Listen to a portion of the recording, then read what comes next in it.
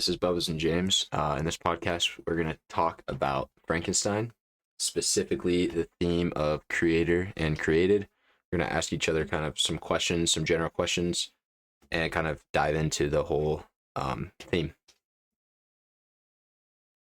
So today's we're gonna dive in Frankenstein by Mary Shelley or Shelley, and specifically we're gonna be kind of talking about the creator and the created thing, Victor and the creature, and their wild and messy relationship and whatever's going on there. So yeah. Yeah, it's honestly one of the most haunting parts of the book, and it's not just the monster vibes, but the emotional aspect to it. The way Victor makes something and then just kind of bails. It's like creating life and then kind of turning your back on it or ghosting it. Yeah, basically ghosting. Imagine being born and then you open your eyes and the first thing you see is your father screaming and running away. Me personally, that's crazy. Just create something and you just scream and run away from your own creation. So that's deep trauma in chapter 1 of your own life, right? And Shelley doesn't just make it a horror story. It's also it's not just that, but it's also more like what happens when a creator doesn't take full responsibility for what they made.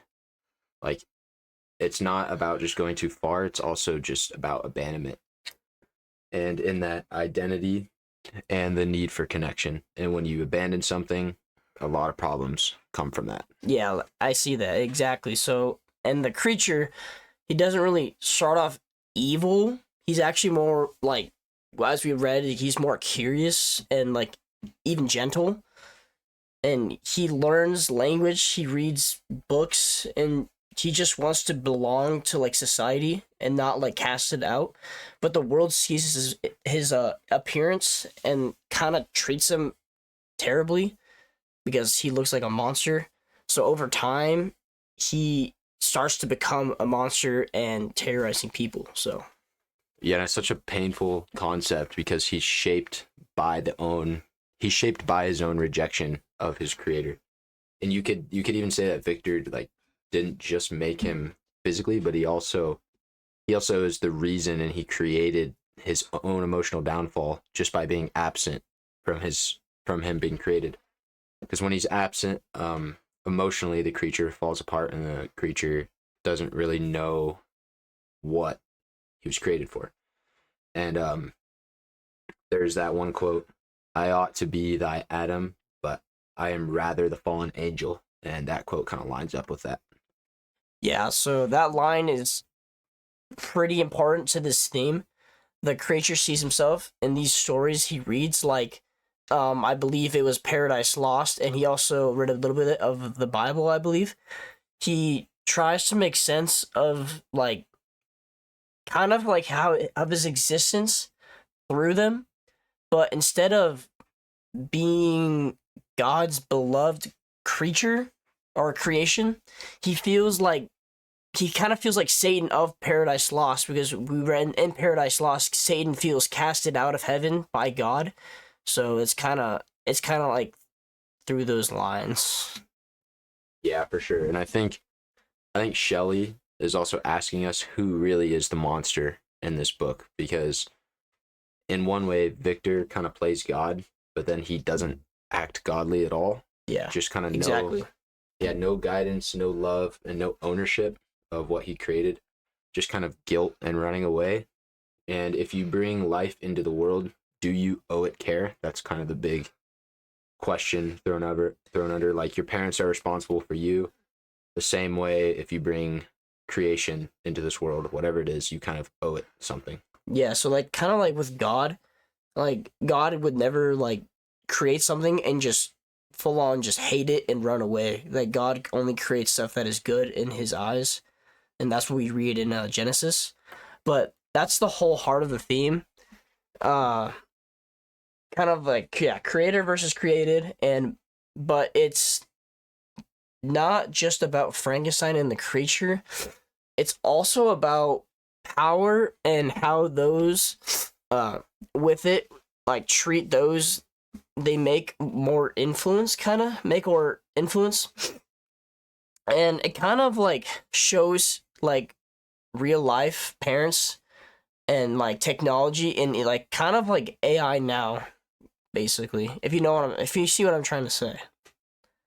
Yeah, and that's very real because like, and today we build systems, technology, media, like even culture, and sometimes we don't think about the impact on what we create. It's the same issue here because Frankenstein is not just some gothic, you know, it's not just like a horror kind of like no no hope horror Yeah. situation. It's kind of just a warning.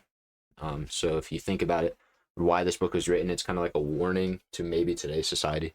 And maybe she was Mary Shelley was, or I think that's her name. Yeah, Mary Shelley she's trying to show something like aspects of her life and what she experienced and how her experiences really like affected like how she wrote.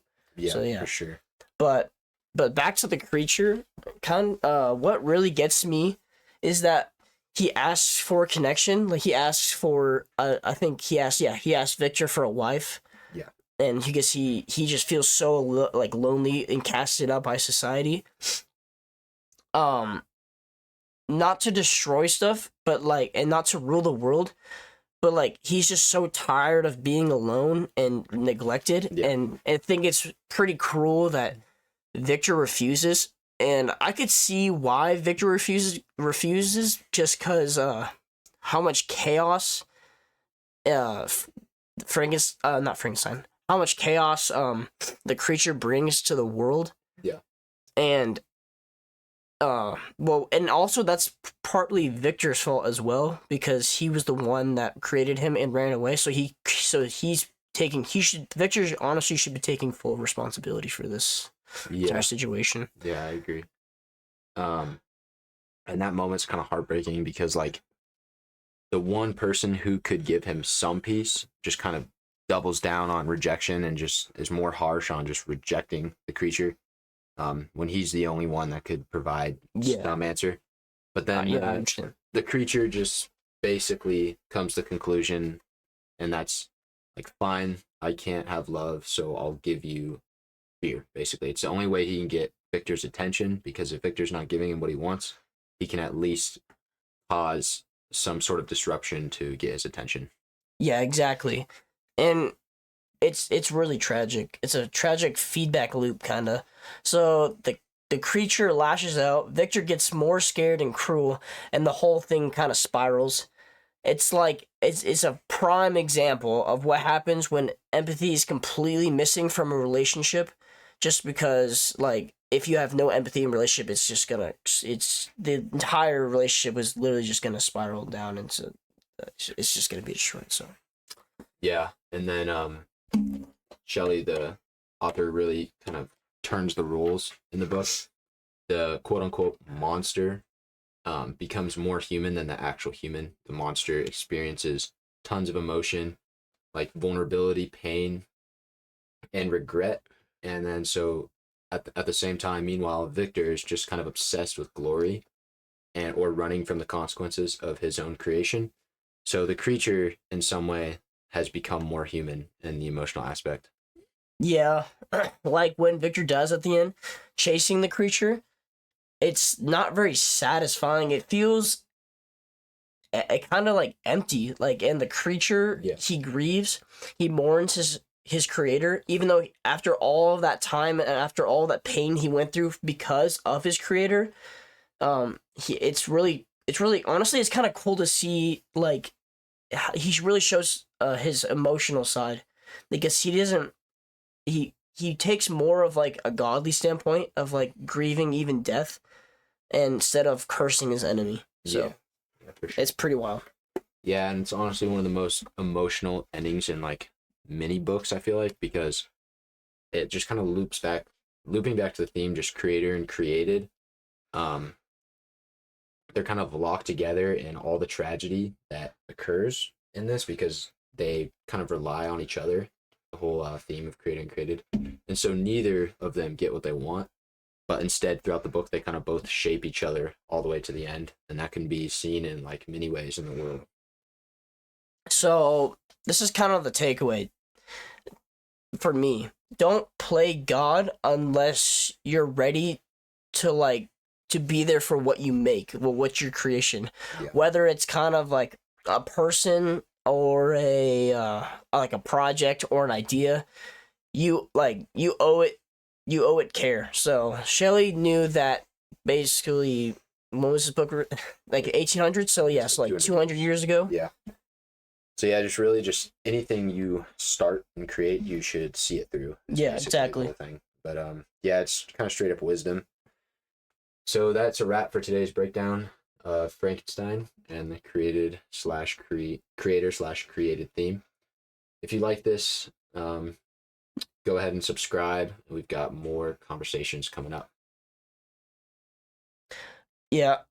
And if you ever feel like a misunderstood monster as the creature in the story, just know that basically you're not alone in this world. Like there's always someone you can go and reach out to. Even Shelley knew that, knew how that felt. So yeah. So thanks for listening, and we'll see you next time.